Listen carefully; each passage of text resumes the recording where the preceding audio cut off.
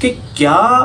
عمران خان صاحب یا ان کی اوور آل پالیٹکس کیا چینج کو فلی ایکسپلین کرنے میں کامیاب ہوئی یا نہیں ہوئی؟ کیا لوگ اس بات کو جانتے ہیں کہ ایک اوور آل چینج ہوتا بھی کیا ہے؟ کیا صرف اور صرف چینج اس چیز کا نام ہے کہ کرپشن ختم ہو جائے؟ کیا چینج اس چیز کا نام ہے کہ 2-4 چوروں کو جو ہے وہ جیل میں ڈال کے ان کو سزا دے دی جائے؟ تو نہیں جناب، چینج اس چیز کا نام نہیں ہے۔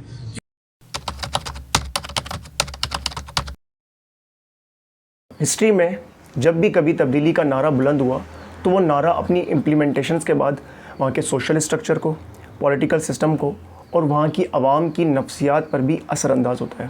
اگر ہم تاریخ پر نظر دوڑائیں تو امریکن ریولوشن، فرینچ ریولوشن اور اسلامک ریولوشن آف ایران بھی اس کی ایک بہترین مثال ہے، اور اب کا ملک بھی اسی نعرے کا سہارا لے کر وجود میں آیا ہے۔ تو آخر ایک ایسی کون سی قوت اور طاقت ہے اس نعرے میں کہ جو ایک سسٹم کو پلٹ سکتی ہے؟ تو آج اسی چینج کو اسٹڈی کریں گے اور اس پر نظر دوڑائیں گے۔ آپ نے آدم اور حوا کے بارے میں تو سب نے سنا ہوگا۔ یہ ایک ایسی اسٹیبلش ہسٹری ہے، ریلیجیس اسٹیبلش ہسٹری ہے، کہ جس کو نہ صرف پاکستان میں بلکہ پوری دنیا کے اندر جتنے بھی ادیان ہیں، جتنے بھی دین ہیں، وہ ایکسیپٹ کرتے ہیں، مانتے ہیں۔ تو اس ہسٹری میں ہوا کیا کہ جب کہ ایڈم اور ایو کو خدا نے جنت میں رکھا، اس کے باوجود بھی وہ ایک ایسا پھل کھانے پر مجبور ہو گئے، یا ان کے اندر کی کیوریوسٹی نے ان کو مجبور کیا کہ انہوں نے ایک ایسے پھل کے ذائقے کو چکھ لیا کہ جس کی وجہ سے وہ جنت سے نکال دیے گئے۔ در حقیقت یہ مثال دینے کی وجہ یہ ہے کہ یہاں پر ہیومن سائیکالوجی کو انڈرسٹینڈ کرنا اس لیے آسان ہو جائے گا، کیونکہ we are the offsprings of Adam and Eve, کہ ہر انسان کا جو ڈی این اے ہے وہ آدم اور ایو سے ہی آ رہا ہے۔ تو یہاں پر اس بات کو لاجیکلی سمجھنا کہ کس طریقے سے ایک انسان چینج کی خاطر اس کے اندر، اس کے ڈی این اے، اس کی سوچ کے اندر، اس کی کیوریوسٹی کے اندر چینج رچا بسا ہے، کہ جب بھی وہ جس حالت میں بھی رہ رہا ہو، یہاں تک کہ جنت جیسے معاشرے میں بھی اگر وہ رہ رہا ہے، اس کے باوجود بھی اس کے اندر چینج کی ایک خواہش موجود ہوتی ہے۔ اب اگر آپ ڈائریکٹلی اپنے معاشرے پر یا دنیا کے کسی بھی معاشرے کے اوپر چینج کی ایک آواز بلند کرتے ہیں، تو وہاں پر لوگوں کے ذہنوں میں اپنے اپنے کانسیپٹس کے مطابق، اپنی اپنی ویژولائزیشن کے مطابق وہ چینج کی ایک دنیا بسانا شروع کر دیتے ہیں۔ اس کی مثال ایسے، اگر کمرے میں بیٹھے ہوئے اگر 10 اسٹوڈنٹس کو میں ہر کسی کو ایک ایک پیج دے دوں اور ان کے ہاتھ میں ایک ایک پینسل دے دی جائے اور ان سے کہا جائے کہ آپ کو اس کمرے کے اندر جو تبدیلیاں، جو چینجز ریکوائرڈ ہیں، جو آپ سمجھتے ہیں کہ اس روم کے اندر یہ چینجز آنی چاہیے، اس کی ایک تصویر کشی کر لی جائے، اس کو ویژولائز کر لیا جائے، اور کسی بھی بچے کو آپس میں ایک دوسرے سے بات کرنے کا موقع نہیں دیا جائے، تو آپ دیکھیں گے کہ کچھ دیر کے بعد جب وہ اپنے اختتام پر پہنچیں گے، اپنے کام کو اینڈ کر لیں گے، تو آپ دیکھیں گے کہ ہر کسی نے اپنے اپنے تصورات کے مطابق، اپنے اپنے ویژولائزیشنز کے مطابق کمرے کے اندر، اس روم کے اندر چینجز کو ایکسپلور کیا ہوگا۔ زیادہ تر چانسز یہی ہیں کہ 90% لوگوں کا نتیجہ مختلف آئے گا۔ شاید اس کے اندر کہیں نہ کہیں کوئی میٹافوریکلی سملیرٹیز آپ کو دیکھنے کو مل جائیں، لیکن زیادہ تر مواقع پر یہی دیکھا گیا ہے کہ جب کسی انسان کے سامنے کوئی فلاسفیکل تھیوری رکھی جاتی ہے، کسی بھی قسم کی اس طرح کی تھیوریز کے چینج، فیمنزم، لبرلزم یا کسی بھی قسم کا اس طرح کا ازم رکھا جاتا ہے، تو وہ اس کے اندر اپنے مطابق ایک آئیڈیلائزیشن کر لیتا ہے، ایک ویژولائزیشن کر لیتا ہے۔ آپ اس بات کا اندازہ اس سے لگا لیں کہ اگر آپ ایک کلاس سسٹم میں چلے جاتے ہیں تو ایک وہ شخص جو under the line of poverty زندگی گزار رہا ہے، اگر آپ اس کے سامنے چینج کا تصور رکھیں گے کہ بھائی تمہارے لیے چینج کیا ہے، تو وہ یقیناً سب سے پہلے چینج یہ چاہے گا کہ اس کی جو اکنامیکل کنڈیشنز ہیں وہ بیٹر ہو جائیں۔ اگر آپ ایک مڈل کلاس شخص سے یہ بات کہیں کہ بھائی آپ کے سامنے ایک چینج کا تصور رکھا گیا ہے، تو بتائیے آپ کو کس قسم کا چینج چاہیے اپنی زندگیوں کے اندر، تو وہ فوری طور پر یہ کہے گا کہ بھائی مجھے جسٹس چاہیے، مجھے ایکویلٹی چاہیے، مجھے میریٹوریسلی وہ مواقع چاہیے جو ایک ایلیٹ سوسائٹی کو موجود ہیں۔ بالکل اسی طریقے سے اگر ایک ایلیٹ کے ساتھ، ایک ایلیٹ سوسائٹی میں آپ جائیں اور ایک کسی ایلیٹ شخص کے سامنے چینج کا تصور رکھیں، تو وہ کسی اور لیول کے اوپر چینج کو تصور کر رہا ہوگا۔ وہ آپ سے کہے گا کہ میرے ملک کے جو اوور آل امپورٹ ایکسپورٹ کے قوانین ہیں، میرے بزنس لاز ہیں، اس میں مجھے کچھ اس طرح کی آسانیاں چاہیے کہ میں اپنے بزنس کو مزید پھیلاؤں اور پوری دنیا کے اندر وسیع و عریض کر دوں۔ تو لہٰذا اس بات سے ہمیں اندازہ یہ ہوا کہ ہر شخص کے لیے उसके सोशल स्टेटस को देखते हुए, उसकी मेंटल ग्रोथ और डेवलपमेंट को देखते हुए, उसके फाइनेंशियल स्टेटस को देखते हुए वो हर तरह से इन डेफिनेशंस का अपने अपने तरीके से कुछ ना कुछ अलग अलग तारीफें बना देता है। अब सवाल ये उठता है कि जब भी कभी किसी कौम के ऊपर कोई एक इनकलाबी शख्स या किसी किस्म का कोई पॉलिटिकल लीडर इस तरह के नारों को उजागर करता है और चेंज का तस्वुर लेकर अपने लोगों के पास आता है, तो लोगों को कहीं ना कहीं ये ख्वाहिशात उजागर हो जाती हैं कि वो जो कई लंबे अरसे से जिस तरह की जिंदगियां गुजार रहे थे, शायद कि अब ये वो मसीहा आ चुका है कि जो उनकी वो तमाम ख्वाहिशात को हकीकत में तब्दील कर देगा। जैसा कि अगर हम देखें तो पाकिस्तान की पॉलिटिक्स पर अगर खास तौर पर नजर डाली जाए तो 2013 से पाकिस्तान की पॉलिटिक्स के अंदर एक चेंज का तस्वुर पेश किया गया। लोगों ने बहुत डीपली जाकर इस बात को सोचे समझे बगैर कि दर हकीकत चेंज का तस्वुर है क्या, उसको एक ब्लाइंडली फॉलो किया। ब्लाइंड फॉलो करने की वजह से आप ये देख सकते हैं कि उसके अंदर आपके पूरे पॉलिटिकल सिस्टम के अंदर बहुत सी तब्दीलियां भी रोनुमा हुई। बहुत सारी तब्दीलियां बहुत पॉजिटिव थी, लेकिन कहीं ना कहीं उसके कुछ नेगेटिविटीज भी सामने आई। क्या ये चेंज का तस्वुर पाकिस्तान की पॉलिटिक्स में 2010 से 2013 के दरमियान देखने में आया है, या हिस्ट्री में इसकी और भी एग्जांपल्स मिलती हैं? अच्छा देखें, अब आपका सवाल ये कि पाकिस्तान की तारीख में क्या ये तब्दीली का नारा पहली बार रोनुमा हुआ, या इससे पहले भी हमने कभी पाकिस्तान की तारीख में या इंटरनेशनल पॉलिटिक्स में इस तरह की किसी नारे की आवाज़ पहले भी बुलंद होते हुए देखी है? तो देखें, इसको थोड़ा सा डीपली जाके समझना पड़ेगा। इसमें कुछ ऐसा है कि अगरचे दुनिया के वो इंटरनेशनल सिस्टम के वो एक्टर्स जो पूरी दुनिया की पॉलिटिक्स को मैनेज कर रहे होते हैं, अगर हम उनकी बात करें या किसी ऐसी तब्दीली की बात करें कि जो पूरी दुनिया पे बैक वक्त एक ही वक्त पर नाफिज होना बिल्कुल ज़रूरी हो जाता है, एक ऐसी तब्दीलियाँ कि जिसके ऊपर पूरी दुनिया नागुज़ीर हो जाती है कि भाई अब तो ये काम करना ही पड़ेगा, तो लिहाजा फिर एक कलेक्टिव ऐसे अप्रोचेस, ऐसी फिलोसफिकल थ्योरीज पूरी दुनिया में प्रीवेल करवाई जाती हैं कि जिसमें चाहते हुए कभी कभी इंटेंशनली और कभी कभी अनइंटेंशनली पूरी की पूरी उम्मतें, पूरी की पूरी कौमें उसके पीछे लग जाती हैं। जिसकी एक सबसे बड़ी एग्जाम्पल ऐसे है कि अगर आप फर्स्ट वर्ल्ड वॉर के पॉलिटिकल सिनेरियो के बाद की बात करें तो पूरी दुनिया में एक आइडियलिज्म की अप्रोच दी गई। सेकेंड वर्ल्ड वॉर के बाद एक रियलिज्म की अप्रोच दी गई। उसके बाद मजीद उस पॉलिटिकल, ये कह लीजिए कि वो जो एक पॉलिटिकल सिस्टम क्रिएट हो रहा था उसके अंदर मजीद थ्रस्ट पैदा करने के लिए लिबरलिज्म की थ्योरीज आई, न्यू लिबरलिज्म की थ्योरीज आई, और वक्त के साथ साथ इस तरह की और बहुत सारी थ्योरीज आती गई जो इंटरनेशनल सिस्टम्स के अंदर चेंज को इम्प्लीमेंट करवाने में बहुत जरूरी और कारआमद साबित हो। लेकिन अगर आप अपनी डायरेक्शन सिर्फ और सिर्फ अपने मुल्क पाकिस्तान की तरफ कर लेते हैं तो देखिए खुद पाकिस्तान की जो एक पैदाइश है, जो पाकिस्तान एक as a product, as a nation state, as a product तैयार होती है, तो पाकिस्तान खुद अपने आप में एक चेंज के नारे का तस्वुर है। जब कायदे आज़म और आपके पॉलिटिकल लीडर्स ने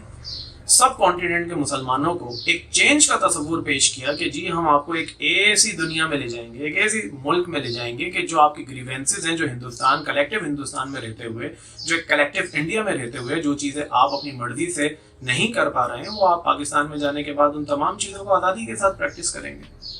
तो ये आप देख सकते हैं कि पाकिस्तान की तारीख तो शुरू ही यहाँ से होती है कि पाकिस्तान की तारीख की बुनियादों के अंदर चेंज रचा बसा है। आफ्टर द इंडिपेंडेंस अगर देखा जाए तो क्योंकि पाकिस्तान शुरू दिन से ही एक डॉल्ड्रम का शिकार है कि आया वो एक इस्लामी रियासत बनने जा रहा है या एक वो सेकुलर स्टेट बनेगा या वो एक मिलिट्री जॉन्टा स्टेट बनेगा।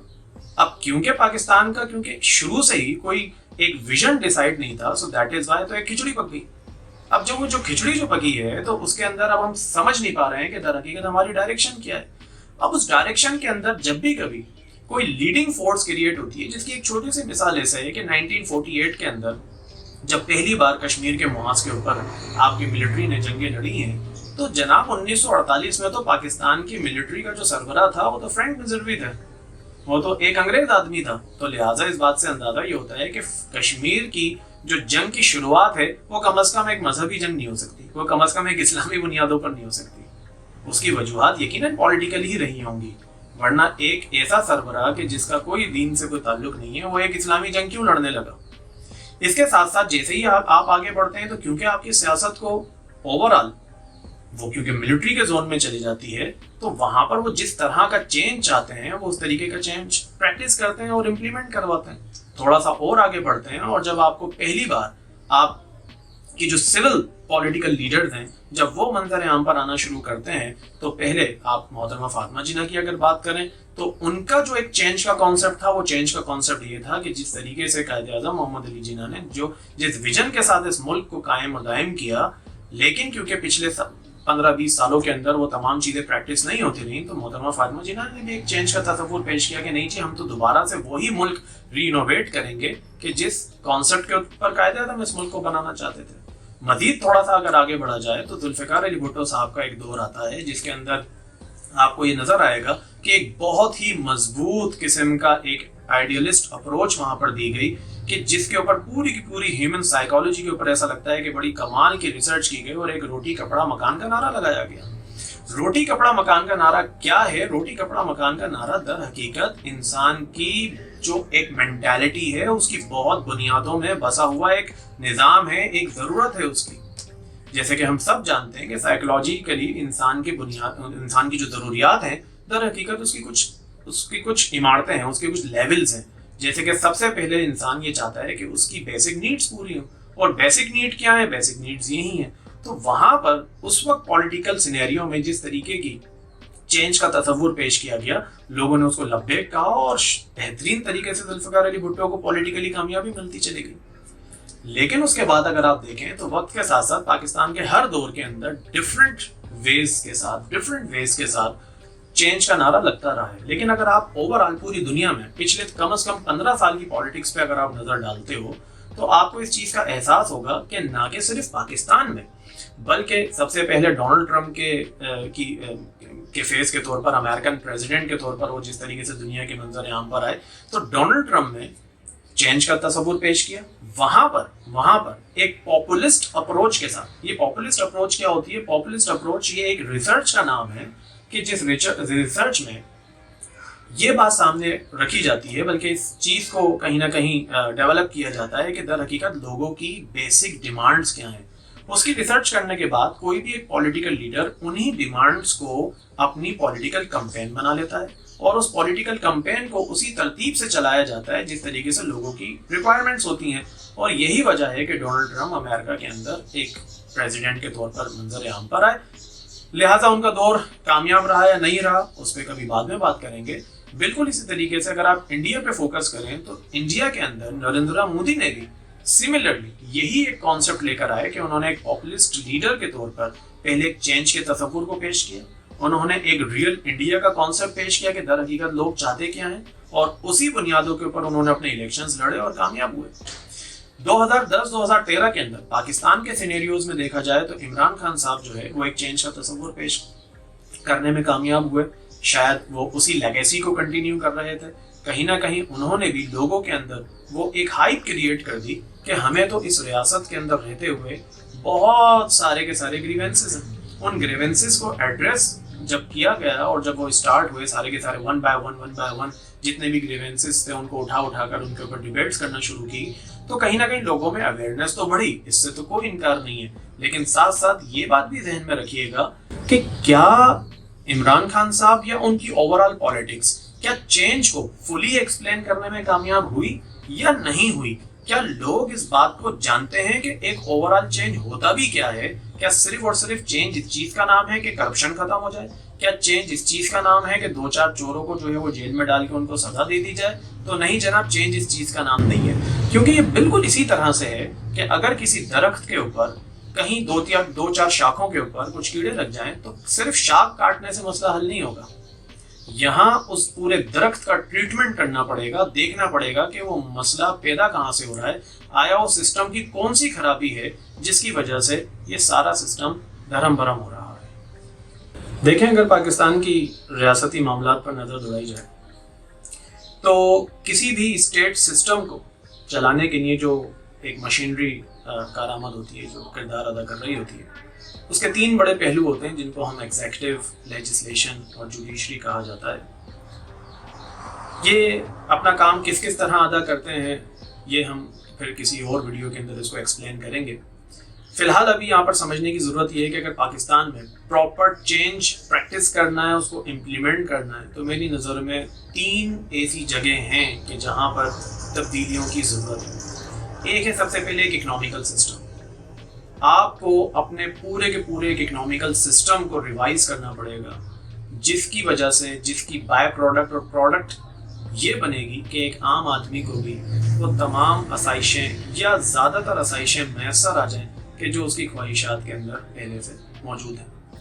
نمبر 2، آپ کے پاس آپ کو اپنے پورے پولیٹیکل سسٹم کی مشینری کو ری ڈیولپ کرنا پڑے گا۔ آج پاکستان کے اگر آپ پولیٹیکل سسٹم پہ نظر ڈالتے ہو تو آپ کو پاکستان کا پولیٹیکل سسٹم اینسسٹرل نظر آتا ہے۔